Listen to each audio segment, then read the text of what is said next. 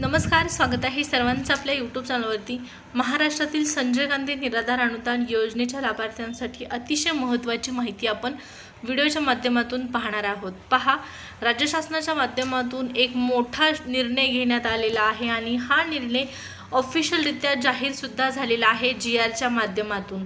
आणि हा GR तुम्हाला जाणून घेणं गरजेचं आहे। तुमच्यासाठी महत्त्वाचा हा निर्णय असणार आहे, त्यामुळे नक्कीच ही व्हिडिओ महत्त्वाचे आहे, शेवटपर्यंत पाहणं सुद्धा गरजेचं आहे। सोबतच एक विनंती असणार आहे, तुम्ही जर चॅनलवर पहिल्यांदा आला असाल तर चॅनलला सबस्क्राइब करून ठेवा, जेणेकरून संजय गांधी निराधार अनुदान योजनेच्या लाभार्थ्यांना शासनाकडून येणाऱ्या सर्व निर्णयांची माहिती वेळेवर जाणून घेण्यास मदत होईल। चला तर मग सुरुवात करूया आजच्या व्हिडिओला आणि जाणून घेऊया लाभार्थ्यांसाठी महत्त्वाचा असा शासन निर्णय नेमका काय आहे। तर या ठिकाणी स्क्रीनवर पाहू शकता, महाराष्ट्र शासनाच्या महसूल व वन विभागाअंतर्गत 19 जून 2026 रोजी एक मोठा निर्णय घेण्यात आलेला आहे। आता तुम्ही म्हणाल, या शासन निर्णयाचा आणि संजय गांधी निराधार अनुदान योजनेतील लाभार्थ्यांचा कस काय संबंध किंवा त्यांच्यासाठी हा निर्णय का महत्त्वाचा आहे। तर पहा, संजय गांधी निराधार अनुदान योजनेतील लाभार्थ्यांपैकी नेमका कोणत्या लाभार्थ्यांना हा शासन निर्णय लागू असणार आहे किंवा कोणत्या लाभार्थ्यांसाठी हा निर्णय घेण्यात आलेला आहे, त्यामध्ये प्रस्तावना वाचल्याच्या नंतर तुम्हाला ही माहिती स्पष्ट होईल।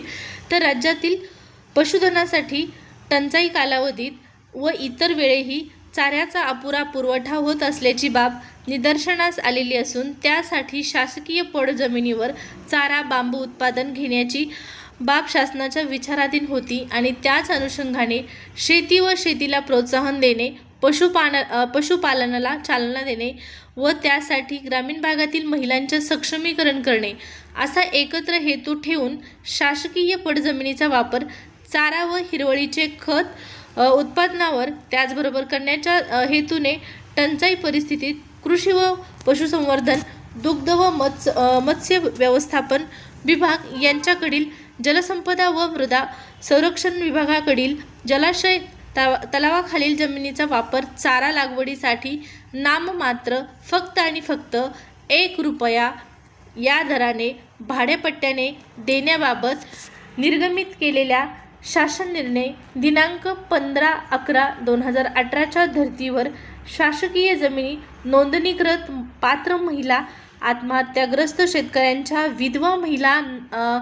विधवा महिलांचा बचत गट, त्याचबरोबर उमेद माविम अंतर्गत येणाऱ्या महिला बचत गट तसेच ग्रामसंघ यांना रोजगाराची संधी उपलब्ध करून देण्यासाठी आणि दुग्ध व्यवसायाला बळकटी देऊन शासकीय जागांचे अतिक्रमणापासून संरक्षण करण्याच्या दृष्टीने चारा, बांबू, नर्सरी व पारंपरिक ऊर्जा स्रोतांसाठी आवश्यक असणाऱ्या या ठिकाणी पहा व्यवसायासाठी शासनाच्या माध्यमातून फक्त आणि फक्त ₹1 भाडे तत्वाच्या दरावर किंवा भाडेपट्टीवर या ठिकाणी महिलांसाठी शेतजमीन तर कोणती इथं जमीन आहे, जी पडीक जमीन आहे, त्या जमिनीचा वापर हा अशा पद्धतीने करण्यासाठी एक मोठा निर्णय घेण्यात आलेला आहे। आणि शासन निर्णयानुसार राज्यात शासकीय पडीक जमिनी या महाराष्ट्र जमीन महसूल संहिता 1966 कलम 38 मधील तरतुदीनुसार आत्महत्याग्रस्त शेतकऱ्यांच्या विधवा महिला असतील किंवा बचत गटात उमेद माविम अंतर्गत येणाऱ्या महिला बचत गट तसेच ग्रामसंघ यांना शासकीय पडीक जमिनी या चारा लागवडीकरता 3 वर्षासाठी अथवा बांबू लागवडीकरता 10 वर्षासाठी फक्त ₹1 दराने नाममात्र राजमाता जिजाऊ महिला सक्षमीकरण योजनेअंतर्गत भाडेपट्ट्याने देण्याच्या अनुषंगाने खालीलप्रमाणे कार्यपद्धती निश्चित करण्यात आलेली आहे। तर पहा, संजय गांधी निराधार अनुदान योजनेतील लाभार्थ्यांपैकी माझ्या ज्या विधवा महिला भगिनी आहेत, या विधवा महिला भगिनींसाठी राज्य शासनाच्या माध्यमातून नक्कीच हा महत्त्वपूर्ण निर्णय असणार आहे। कारण राज्यात शासकीय पडीक जमिनीवर अतिक्रमण होताना आपण बऱ्याच वेळा पाहिलेलं आहे आणि याच पडीक जमिनीवर अतिक्रमण होऊ नये, त्याचबरोबर ज्या माझ्या विधवा महिला भगिनी असतील त्यांना आर्थिकदृष्ट्या सक्षम करण्यासाठी महिलांच्या सक्षमीकरणाच्या उद्देशाने शासनाने वेळोवेळी प्रयत्न केलेले आहेत आणि त्यामधील एक महत्त्वाचा हा सुद्धा प्रयत्न असणार आहे आपल्याला इथं पाहण्यास मिळत आहे। पहा, जर तुम्हाला अशा पद्धतीच्या शासकीय जमिनीवर पडीक जमिनीवर चारा लागवड करायची असेल तर त्यासाठी 3 वर्षासाठी तुम्हाला फक्त आणि फक्त 1 रुपया भाडेतत्वावर भाडेपट्टीवर ही जमीन घेता येणार आहे किंवा देण्यात येणार आहे राज्य शासनाच्या माध्यमातून राजमाता जिजाऊ महिला सक्षमीकरण योजनेअंतर्गत. किंवा जर तुम्हाला बांबू लागवड करायची असेल तर त्यासाठी 10 वर्षासाठी फक्त 1 रुपया नाममात्र दराने राजमाता जिजाऊ सक्षमीकरण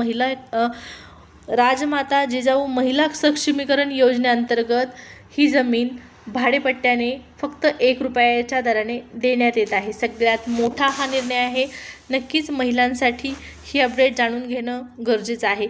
पहा, फक्त दर महिन्याचं अनुदान नाही तर राज्य शासनाच्या माध्यमातून इतरही लाभार्थी असतील, मग विधवा महिला भगिनींसह वृद्धापकाळ योजनेचे लाभार्थी असतील, श्रावणबाळ योजनेचे लाभार्थी असतील, दिव्यांग लाभार्थी असतील, या सर्वांसाठी वेगवेगळे निर्णय शासन घेत असतं. परंतु ते निर्णय तुम्हाला माहीत नाहीत म्हणून तुम्ही त्यांचा उपयोग किंवा त्यांचा लाभ घेऊ शकत नाही.